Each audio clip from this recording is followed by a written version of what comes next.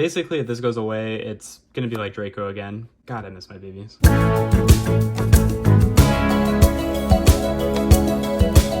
Oh, hey, what's up, you guys? How's it going? It's Papa, and today I'm here to finally bring back one of my favorite decks that I've just ever played before, and that's ABC. So, there's a lot of support that just came out in Dimension Force that gives this deck a lot of hope, a lot of like guarantees to like actually come back and play again in the format. And if you've been subscribed to me ever since this channel started, you'll know that this is one of my favorite decks ever, and I really enjoy playing this deck any chance that I get to. I really love the synergy, I love what the pieces do, I love ABC Dragon Buster, it's one of my favorite cards ever printed, and I really like what the deck does. I've been doing a few test hands, and I really like the synergy in it, and I really like some of the combos you can do with it as well, and it plays a lot of really good cards in it, and Regulus is just a beast, let's be honest. But yeah, without further ado, let's go ahead and jump into it. Of course, starting off with your main deck, you play the 3 copies of A, 3 copies of B, and 3 copies of C. So I definitely think you should still max out on these. You need these in your grind game. Cards are insane. None of these cards are once per turn, and a lot of people forget that. And I just love being able to play these. I like maxing out. I always have. I have seen people play about 2 Cs, sometimes play 2A, and I agree with that to an extent. I definitely don't think C should be the one being cut to 2, though. I think if you were going to cut one, it would definitely be A. Sure, A has like the higher attack, but Wyvern definitely has the bigger ass. But that's not really the like main part of it. C being able to just reoccur, or not reoccur, but special summon one from your hand is sometimes all you need to just get your plays going. Especially in your main phase too, because we play Clara or Mushka. You normal summon it, link it off, and then it summons another one from your hand, and then you have a link 2 that way. It'd be better if we had Anaconda, but I'm really glad Anaconda's not in the format. But definitely max out on the 9 pieces again, and if people are new to the deck, basically they all have different effects too when they're equipped. C immunes the monster by traps, B immunes the monsters from spells, and then A immunes them from monster effects. So it's a very simple deck to play, and especially if you're new to like the game and you see this deck profile, it's a really good like starter deck to play. No pun intended, because they were starter deck cards. For like the support, you only play 1 Union Driver. If you want to play 2, I completely get that. I understand. It's fine if you want to do that. I just don't prefer doing that. I think if you're going to be playing ABC, like you already have enough bricks being the actual pieces. I don't really want to brick on multiple of this because first off, you can't summon it. It is a level 5. If it was level 4, I think this card would actually just be cracked. This card's really insane for what it does for the deck. So if you've never read this card before, basically what it does is you, when it's equipped, you get to banish it from the equip, and then you get to reattach a Union monster from the deck to the field. And since it's to the field, they can't ash it. So you banish it, re-equip a B, and then the B gets to get summoned, or like C or A. Well, again, it depends on like your situation, depends on what your summon was. But Union Driver definitely facilitates a lot of what this deck can do, and that's why you don't want to draw it, so you only want to play it at 1. But if you do draw it, we have ways of getting it on the field anyway. And then definitely what makes this deck insane is 3 copies of Therion King Regulus. This is just what ABC was missing. Don't get me wrong, Union Hanger by itself already does so much for the deck, but when you equip it with this bad boy, holy shit. Like, you get your Omni Negate, and basically it helps you play around Nibiru, it helps you play around like impermanence, hand traps. It just has so many different usages, and it lets you keep comboing too, because when you equip the piece from the graveyard and equip it to the Regulus, then you get to summon back that piece. The beauty of it is like when you summon it, you get to target just any one in the graveyard. We'll say like C, for example, and then you get to summon back out that C. If that C goes away and gets sent to the graveyard, and then you end up having another C come out on the field later in your combo, you could easily just equip it again, or unequip it, vice versa. That's basically how Union cards work. They are a little tricky to like understand. They're kind of hard to explain, if I may be honest, if you didn't just hear any of that. But this definitely is what the deck needed to make it look somewhat relevant again, and I really enjoy this card. I definitely think that this card is going to see a lot of play in this format. If not, oh well, but we definitely want to play it with ABC. And then we play 3 copies of Ash, and this is like the flex spot. So I had 2 extra cards in the deck. I was at 38, and then I decided to play 2 DD Crow. DD Crow definitely has its usages in the format. There's a lot of different cards that you can hit with it. You can hit like different pieces in the mirror match. You could still hit Sword Soul with it, being able to get rid of like the Tenyi so that way they don't activate, getting rid of the Shatana because Shatana ends up becoming a problem if you decide to start popping their shit. But DD Crow is actually really good in this format. It's good against Despia, good against Drytron even. Just a lot of like different decks it's really good against. I would say the only one that it doesn't really hit is Flunder, but Flunder's the buy. And then we get to the spell cards. So the spell cards is one of the things that I really like about this deck because you just play a bunch of engine cards and then all the spells is basically what makes this deck work. 3 copies of Therion Dis Coliseum. So what this card does is that when it's activated, you get to add a Therion monster from your deck to the hand, and then once per turn, if your monster would be destroyed by battle, you can send a Therion card or Endless Engine Argos system, but you don't use that. Or send it from the deck to the graveyard instead. So you can literally just send a Regulus to the grave and then just stop that. And that's insane. That effect alone is already insane. The other thing too is that when a monster is destroyed by battle and sent to the graveyard, you can target a Therion monster in your graveyard and add it to the hand. So basically, if they end up destroying your shit anyway and you still have the Regulus in there that you already used to do the negate, then you get to just bring it back and set it up for next turn. It's a really insane card. Honestly, I don't know how this card like really got printed. It's Rhoda, Battle Protection, and it gets to add back. Like, this card's cracked. Also, shout out to Karan. Next, for the spells, we play 3 copies of Union Hanger. If you ever wanted to hit ABC in the future, you would definitely want to limit Union Hanger to 1. It's definitely the card that makes the deck insane. It makes it super crazy. But yeah, for those that don't know, if you're new to the deck, Union Hanger on activation, it adds a piece, and then when you normal summon or special summon a piece once per turn, you get to equip one from the deck. So again, a lot of it, you activate this, you get to search a piece, and then whatever piece you add, like say you add the A, you summon the A, and then you equip the where is it? You get to equip the Union Driver from the deck to there, and then you banish it, and then you summon out the missing piece. It's probably going to be B most of the time, but you definitely get your plays going like that. Union Hanger is a 1 card, Buster Dragon, Link 2, sometimes even a Link 3, depending on the rest of your hand, but it's really good. I can't say too much about it. For the rest of the field spells, we do play 1 Mystic Mine. Don't get me wrong, I hate playing this card. It's very unfair. I still think this card should be banned, but you play it in case you go second because you can set rotation for it, and then that helps as well. And then you play Terraforming, which basically just gets you any field spell in your deck. So I wanted to have just like an extra like fodder for set rotation. If we had DPE like still like relevant, like now that Anaconda's banned, you can't really set this off a set rotation and then pop it during the end phase with your DPE anyway. So that's like kind of niche about it, but most of the time when you do set rotation, if you're not going for game, you just give them the extra Coliseum. If they're playing Therion in the mirror match, then it is what it is, but you'll have ways to get rid of it anyway. So that's that. Spell cards, more spell cards I should say. 3 copies of Unauthorized Reactivation. This card is cracked. This card is basically Union Hanger. And the beauty of it too is like, since it's a quick play, and say you have your ABC Dragon Buster on the field, right? So you summon your you have your Buster out, you set this during your opponent's turn, right? Your opponent like tries to imperm, they try to Valor or whatever the hell it is. You equip this, they go imperm, right? You equip C, and now it remains unaffected. And then they have like Forbidden Droplets. You get to equip the B. So then your Buster Dragon's unaffected.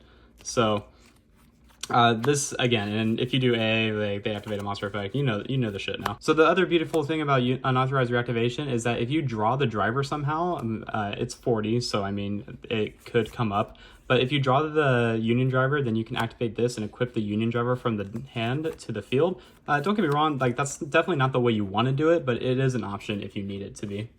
So definitely max out on that. And then here's where it gets like a little bit more expensive than it already is. We do play 3 copies of Pot of Prosperity. You could easily not play this card. You could play like more hand traps, or you could play like Upstart, Foolish, whatever you want to play.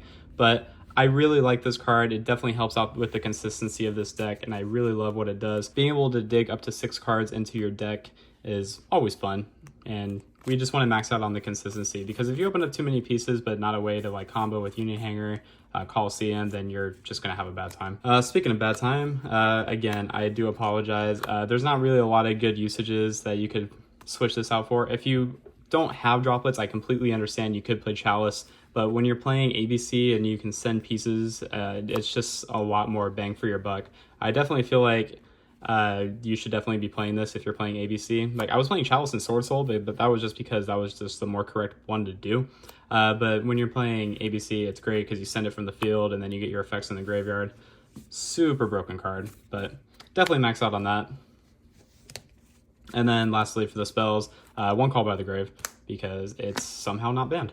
And then lastly, the traps, we just play 3 copies of Infinite Impermanence. Shouldn't have to really explain too much here. It's just an extra hand trap, and I don't really like playing 8 hand traps in the main. Again, if you want to switch out DD Crow, you can, but I feel like Infinite Impermanence is definitely the better trap, or not the better trap, but the better hand trap to be playing right now, just because like it helps with chain blocking, and it's just a really good card, man. You don't get hit by Tactics Talents if you resolve this, so it has a lot of good usages.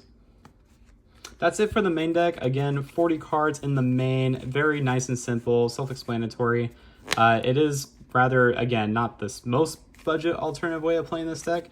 If you want to like maybe see a budget version of this deck, leave me a message in the comments below, or message me on like my social medias, my Instagram, all that fun stuff. I do have my social media links in my description down below, so if you want to try and get in contact with me, I can't say that I'll always respond. If you do want to try and reach out to me, if you have any questions about any deck that I ever post on my channel, feel free to message me there and I'll try to get back to you as soon as I can. Okay, moving on to the extra deck. I'm not going to show a side deck because I don't have one built at the moment. I have just been playing this and just been trying to like perfect it. So I don't know if I'm at the perfect build yet, but I definitely like this build a lot. Onto the extra deck. So the best card ever made in Yu-Gi-Oh! ABC Dragon Buster. This card is insane. It does a whole lot for you. You definitely maxed out on it. I remember when this card was at 1, it was still playable. It went to 2, it was really playable, and now it's at 3, and now it's like all you ever want to play. So you could get away with less if you want to, but why would you? So definitely 3 of this. Big Daddy Boss Monster. Love this card.